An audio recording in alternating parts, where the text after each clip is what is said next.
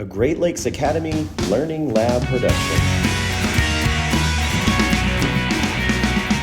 We know that students with different learning differences can often struggle in the classroom academically, and those struggles are connected to other struggles as well, possibly behaviorally, motivation, things like that. So the purpose of this video is to help teachers understand, well, first of all, what is a specific learning disability?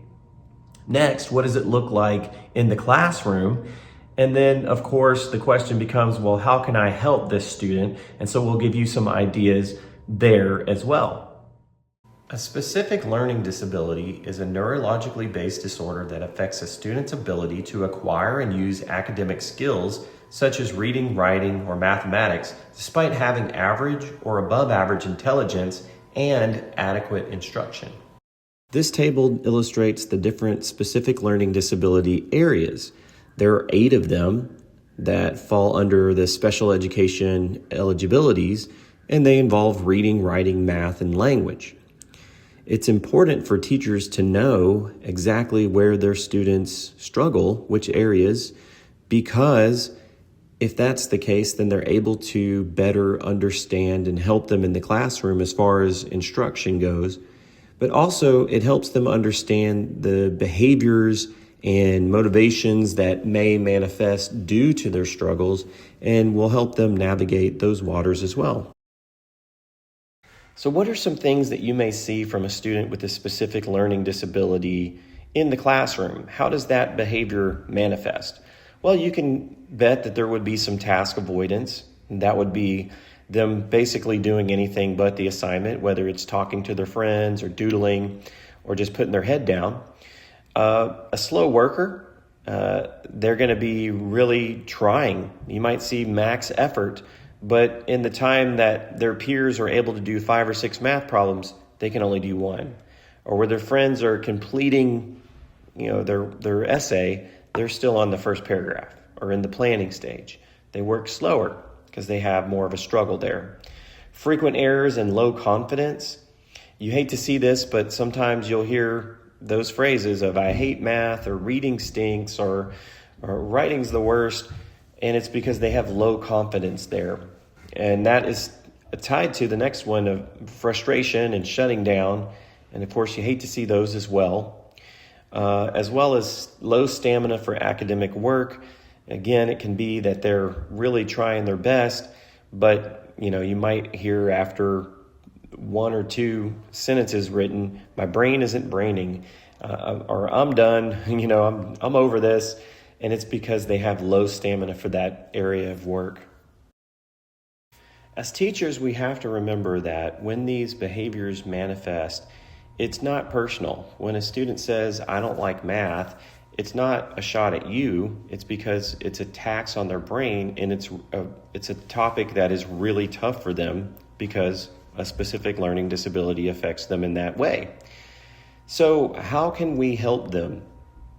So one way that we can help them would be to break tasks into smaller steps. So instead of a huge passage for reading, break it up, right? Break that up to where they can read part of it, maybe make some notes, and then come back the next day, review, read some more, make some notes, and then answer the questions. In math, they don't need a whole lot of math problems to demonstrate their knowledge there, so that they can just show you or teach a peer, and you can see, this kid's mastered it. He's got it, right? In writing, it would be breaking up that planning stage for day 1, and then day 2, I want to see you write your introductory paragraph, and then day 3, let's work on the body, and so on. Another thing would be to provide guided practice and modeling.